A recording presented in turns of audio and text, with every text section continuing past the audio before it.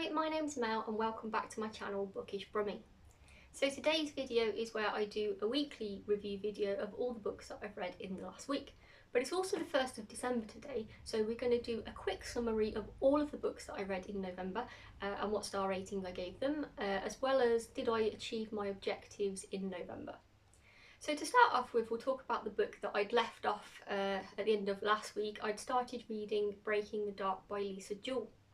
Now, Lisa Jewell is known for doing dark, gritty thrillers, and she's had some really well-selling ones in the last couple of years, and I've enjoyed them all.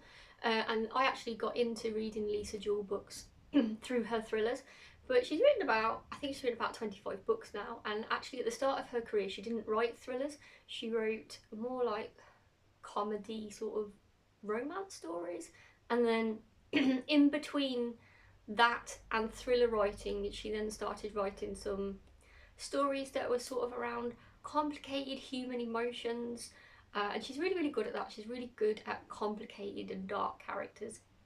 So I pretty much enjoyed every single thing that I've ever read by Lisa Jewell. Normally when I read her it's like a solid 4.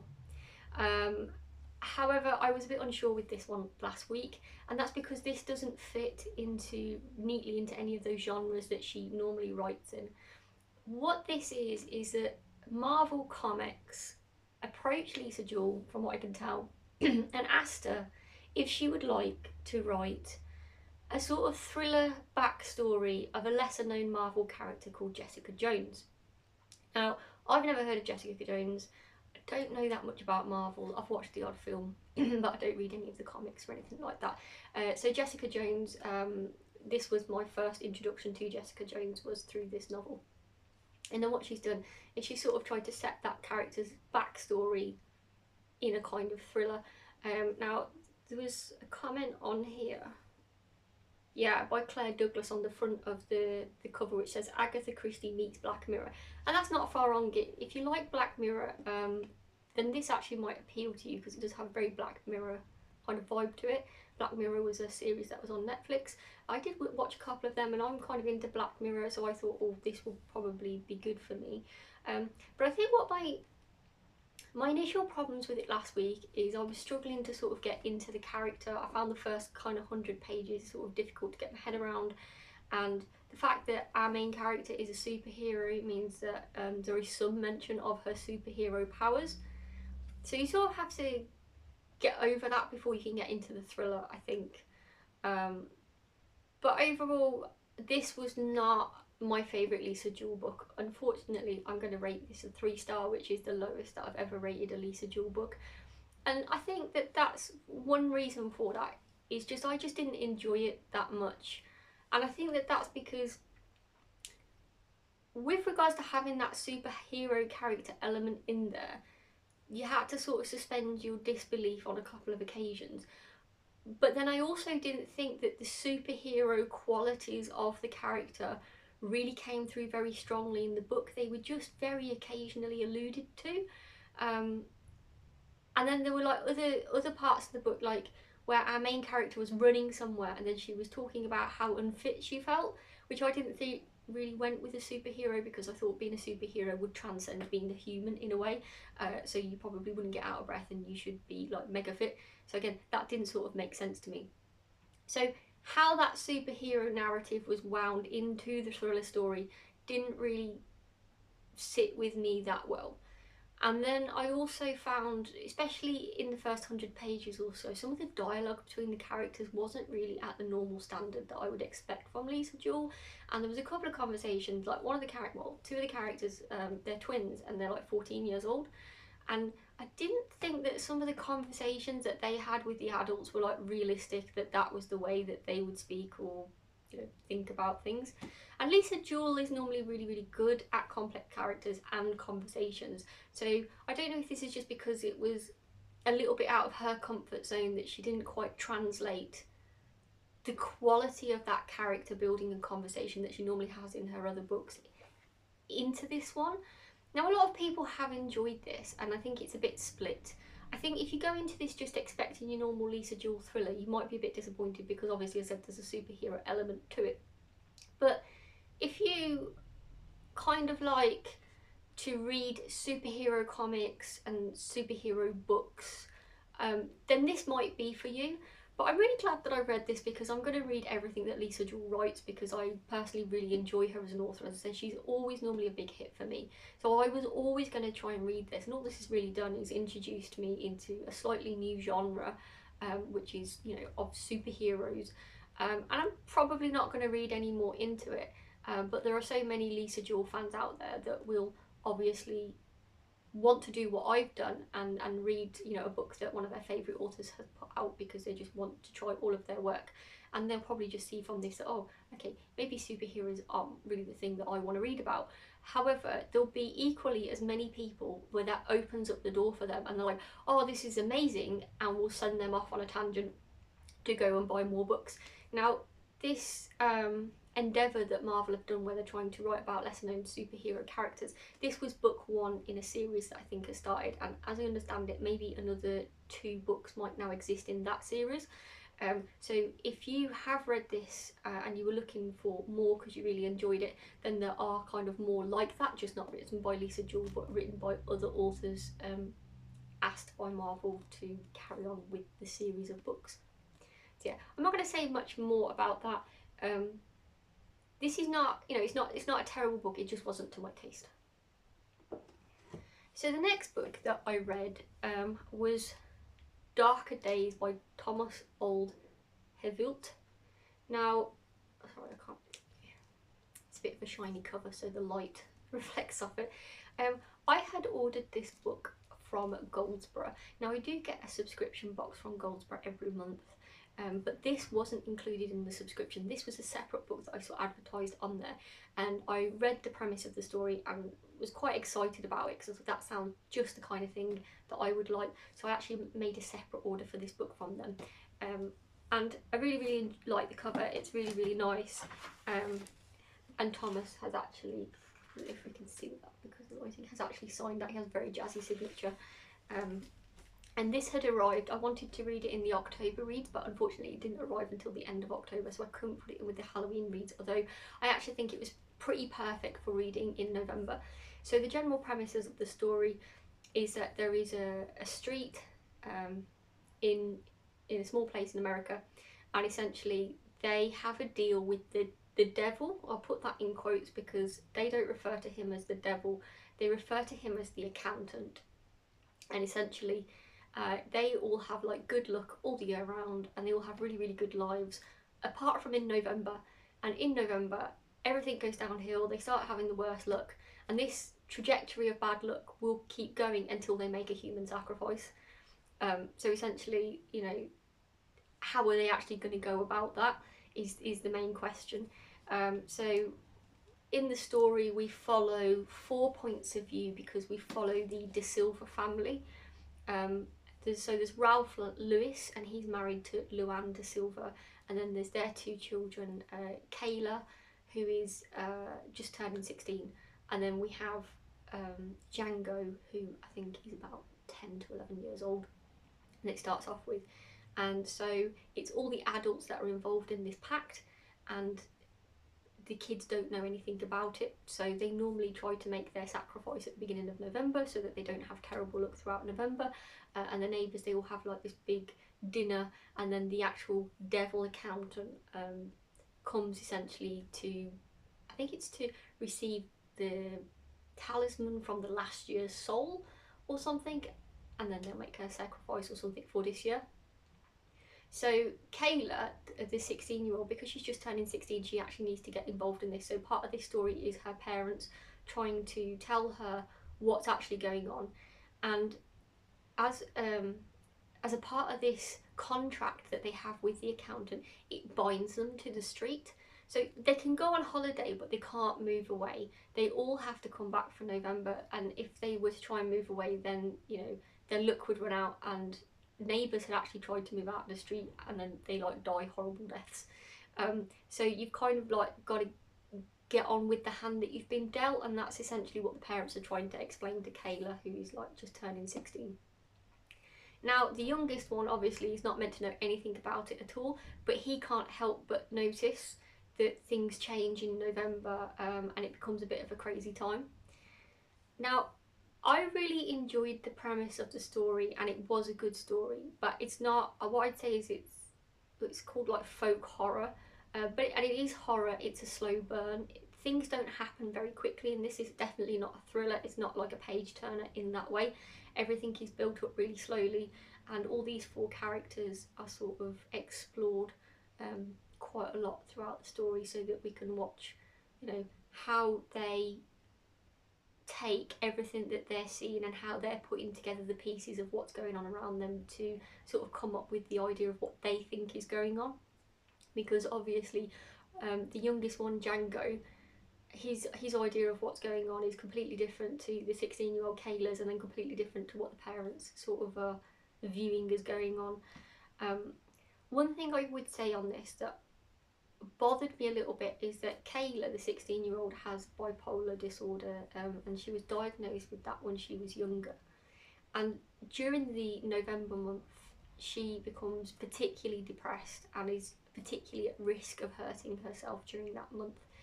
And the way that supposedly her parents medicate her in this time, I can't help but think that that would actually overdose her and kill her. And it's almost like parental cruelty. But nobody seems to be, like, the parents don't seem to understand. Like, they literally just drug her to death and leave her in her bedroom so she's a bit of a vegetable, which is really cruel. And I don't think that that is in any way how you could treat somebody with bipolar respectfully. And I actually don't think with the amount of medication that they seem to give her that she would be alive. They abuse that medication. And it's sort of the way that they're doing it in the book, it's kind of like spoken about like, you know, this is normal practice. And that sort of bothered me a little bit, because I thought that's not normal. That's not how, that's just not how that would be. You couldn't feed somebody that much medication. So I think that that would be my one only gripe from the book, is just its approach to bipolar.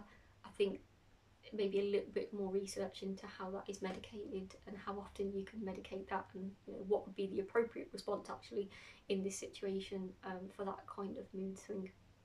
So the other complaint I've probably got is that when we got to the end, I thought that it was leading up to a good ending, and then right on the last page, one of the characters in this story makes a deal with the devil, the accountant, and I don't fully understand what the deal was.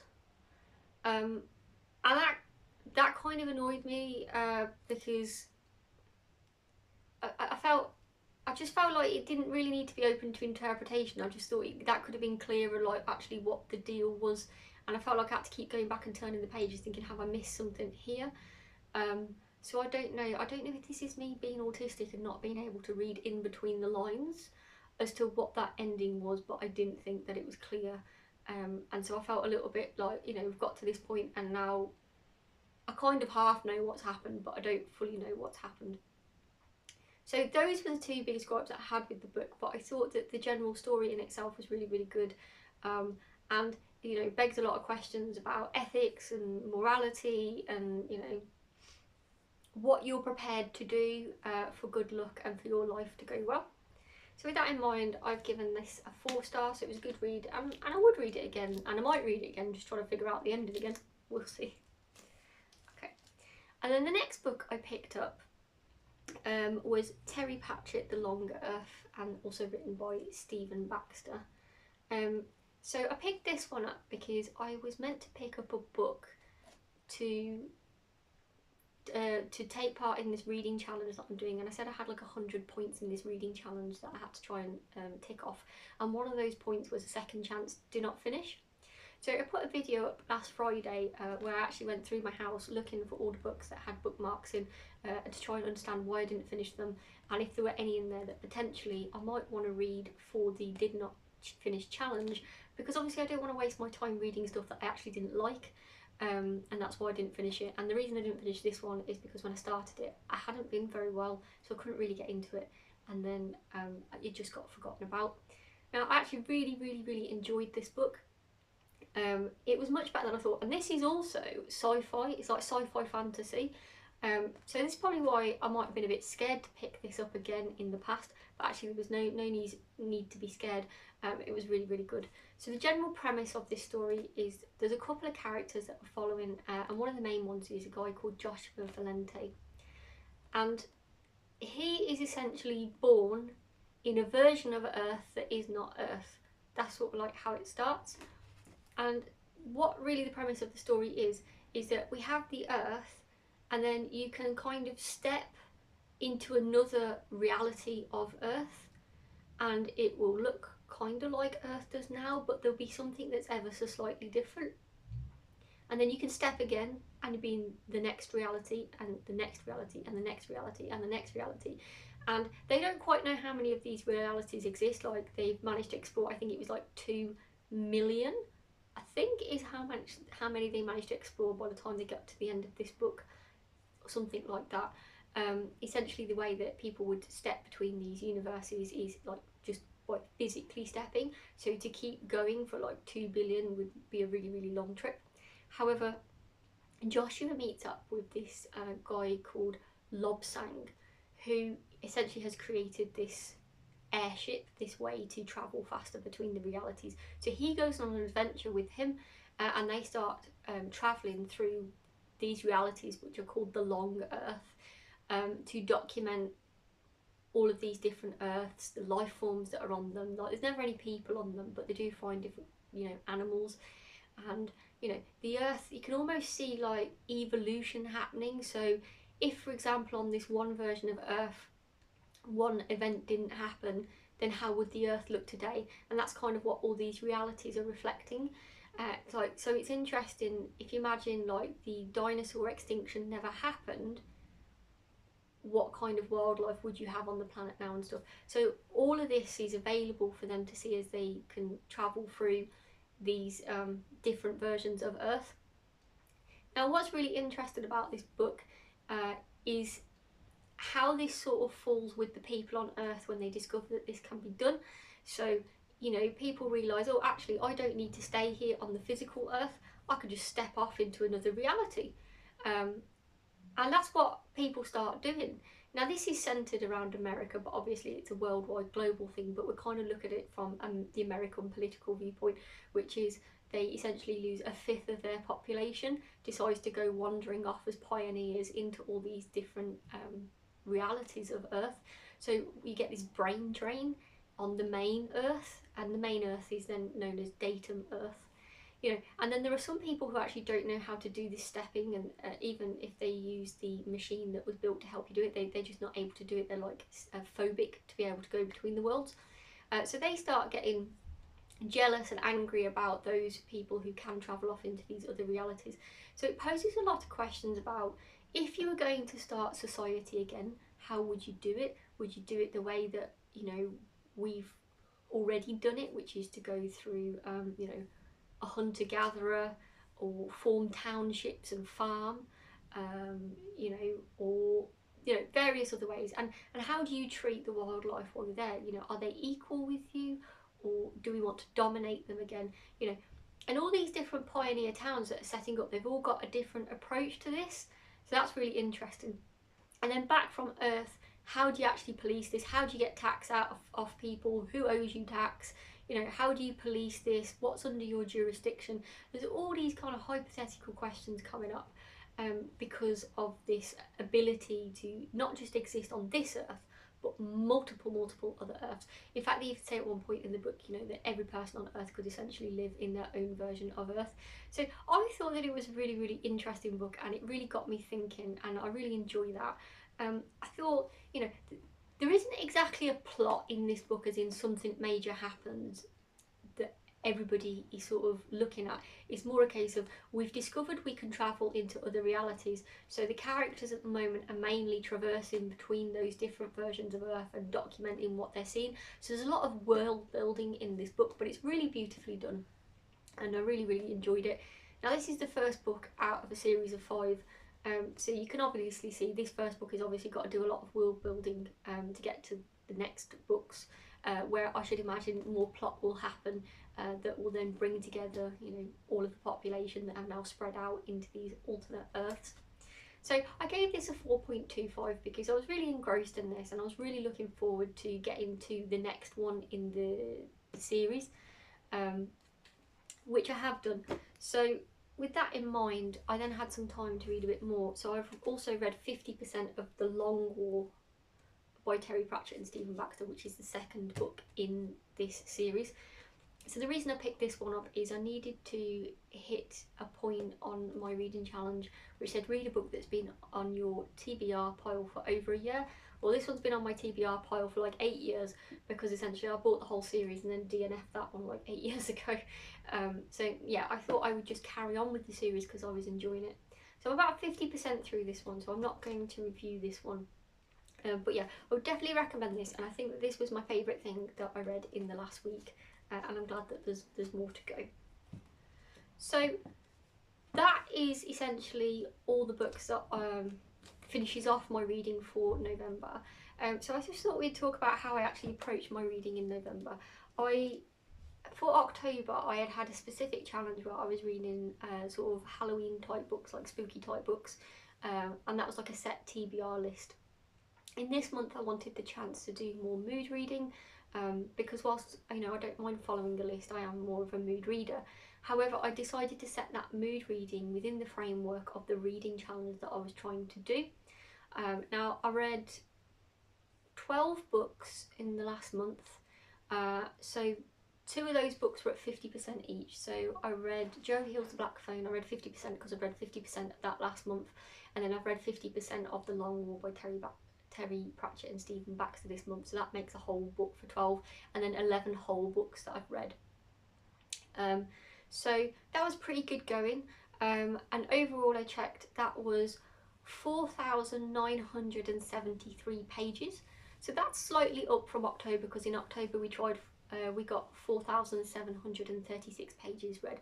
So yeah, okay, depending on the size of the book and the size of the text in the book, it doesn't really mean anything at the end of the day.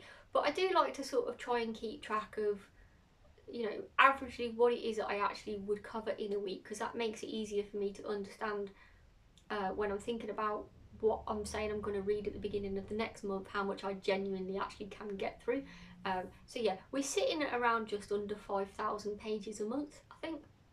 So at the moment, with what I read, the pages that I read this month, that's roughly 165 to 166 pages a day. Now obviously on some days I've not had the opportunity to do any reading at all, so I read a lot more on some days than others, but that averages out, to about 165, 166 a day, and that means I've been reading about 1,160 pages a week.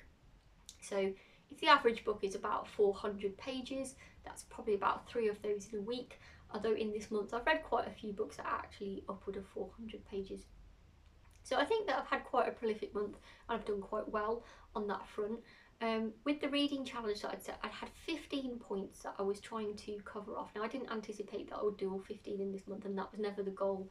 I actually managed 7 points this month, and then 5 of the other books were obviously 4 of the other books, let's say, were nothing to do with the reading challenge. They were just books that I really wanted to read.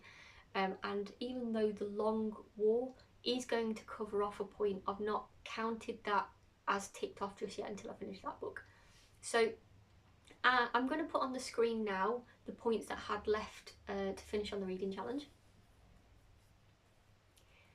And then from that I can tell you that I completed a release from the year 2000, a book that was gifted to me, enemies to lovers trope, sci-fi, second chance did not finish, reread of a classic, and from the banned books list.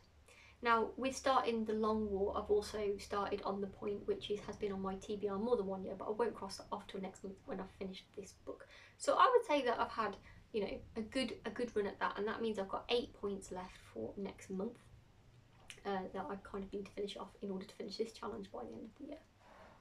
So that's kind of a little bit of the stats and how I'd approach this month's reading. I'm happy with how it's gone. I managed to read some books on this list, as I said, that were nothing to do with the challenge. They were just books that I really wanted to read. So obviously Philip Pullman's The Rose Field had come out and I really wanted to read that, so I did stop and read that. A couple of Stephen King's that I wanted to read as well, which didn't fit the parameters of anything on this list, but I just really wanted to read them. So I got through those as well. So I was pleased about that. So I think what I'll do is I'll go through all of the books that I've actually got through this month and tell you what I'd rated them. If you'd like to know any more about them, you can always go back to the weekly review video where I say a little bit more about them. Now I'm going to start with the lowest rated first, and then we're going to go up to the highest because I think that's probably more interesting if we go that way. So the lowest rated book we had was The Secret Garden by Frances Hodgson Burnett. I scored this a 2.5 star. This had been one of my favourite childhood books, so I decided to do a reread as an adult, and I felt like my rose tinted glasses were removed and I saw a lot more in this book as an adult than I had not seen as a child.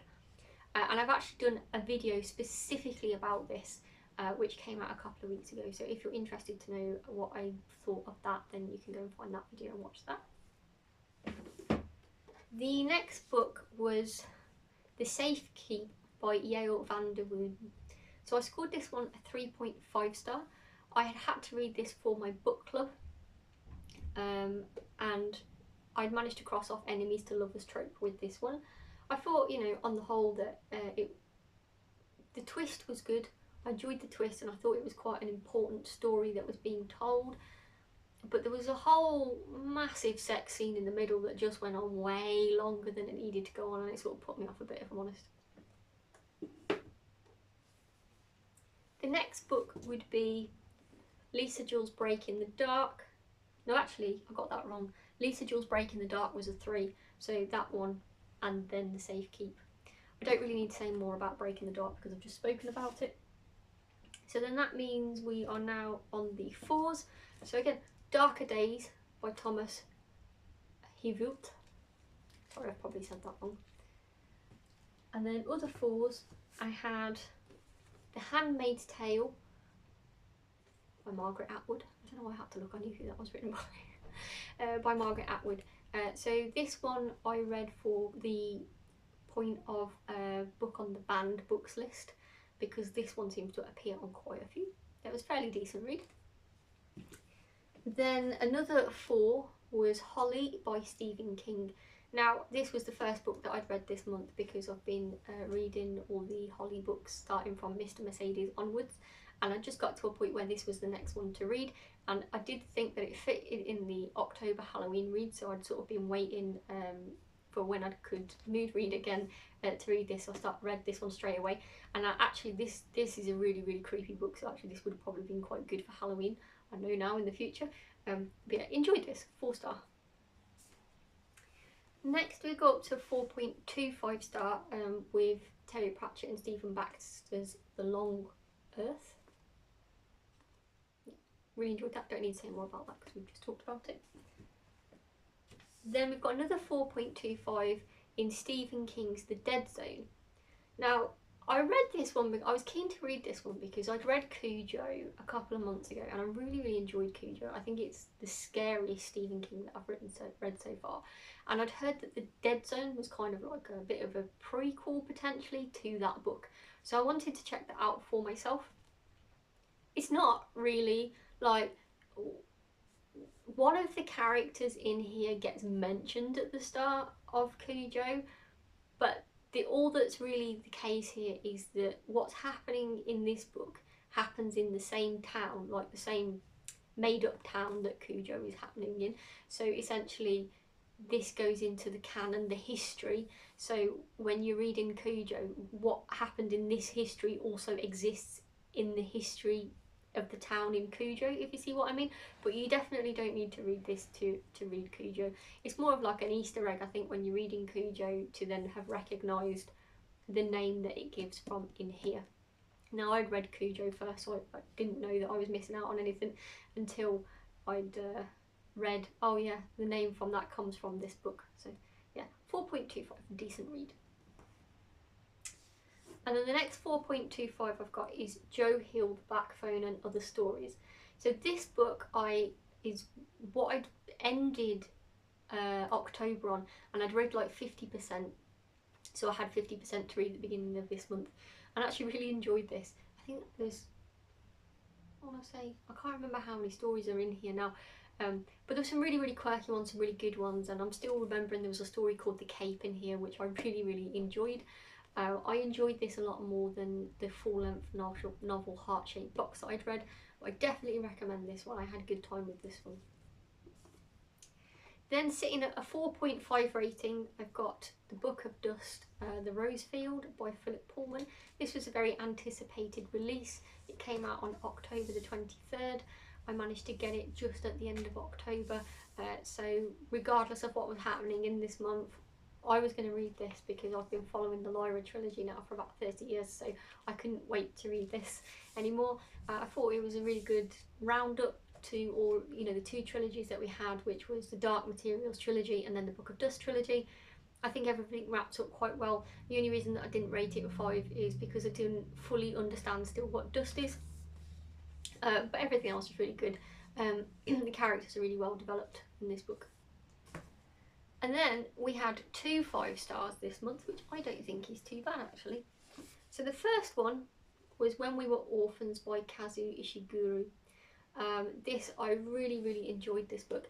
I'd read this book because it was going to tick off the point on my reading challenge, which said read a book that was published in the year 2000. And I'd researched, and this was, and I was keen to read some more of Ishiguro's work because I'd read Never Let Me Go earlier on in the year. And again, this did not disappoint. It was another 5 stars. So I'm beginning to think probably this author is always going to give me 5 stars because the way of writing is just absolutely beautiful. His character development is beautiful. And the story that he was writing was actually quite complex and involved, you know, the politics of what was happening in Shanghai during World War II between the Brits and the Chinese and, you know, the Japanese. And it was really complicated, and it's not something that I knew about before I started reading this book and then actually go away and learn some stuff about it. So I did really enjoy this book because it opened my mind a bit as well. And then the other 5 star, which was a complete surprise to me that this was going to be a 5 star, was Isaac Asimov's Nightfall and Other Stories. So I picked this book up because essentially on the reading challenge I had to read a sci-fi book, and while I'm really into dystopian books, which are sort of like a subgenre of sci-fi, I was really scared of like actual sci-fi things that were set in space. I sort of had visions of Star Trek, which is not really my thing. And so I was a bit worried that that's what this was going to be. But I'd heard that Isaac Asimov is, you know, one of the best when it comes to sci-fi stories. So I picked this up and thought, well, we'll start there. And I loved this story collection so much. I didn't think I would ever rate a story collection a 5. This has got 23 stories in, and they're all really worth reading. And my personal favourites in there were Sally and I think it's called What Is Love. Still, like, those two are playing rent free in my head. Really enjoyed this, and now I just can't wait to read more Isaac Asimov. And I think because, you know, I'd been worried about this, and then, you know, it absolutely exceeded my expectations when I went into it. That sort of then made me think, oh, I'm going to pick up The Long Earth by Terry Pratchett and Stephen Baxter, which is also sci-fi, because if I've enjoyed this that much, then, you know, hopefully I'll enjoy that. And that was actually correct. Like, I'm really enjoying, obviously, the Stephen Baxter one. That's rated, Terry Pratchett and Stephen Baxter one, that's rated really high as well. So I think that I've had a really good month this month through reading, because the majority of the books that I've read, I've scored a 4 or above. So that's really good. I've not really had any duds. And with The Secret Garden, although that's a 2.5, I wouldn't say that that book's a dud. I would just say that it has some problematic themes in it, which I'd not really picked up as a child. So given that that is a children's book, supposedly, that's why I'm rating that really far down. So I'd say that there's only a handful of books in here which I probably wouldn't want to read again. Like, I don't think I'd be bothered to read The Safe Keep again necessarily, or, you know, Break in the Dark. But those are really the only two, you know. So I think that that's really good, because obviously these were mood read. I didn't sort of beforehand try and curate a list like I did for the spooky read in October, and I spent a month trying to curate that list based on reviews. These were just kind of like, oh, these fit the reading challenge that I've got them on my shelf, so, you know, I'm going to read that. So yeah, I'm really happy with what I've read in November, and I'm really happy that I've managed to open my mind to the sci-fi genre actually, because I think that's, you know, it's really exciting when you find a whole genre of books that you didn't really know that you liked, because obviously there's a lot going on in the sci-fi genre. So I'm hoping to find some more really good reads.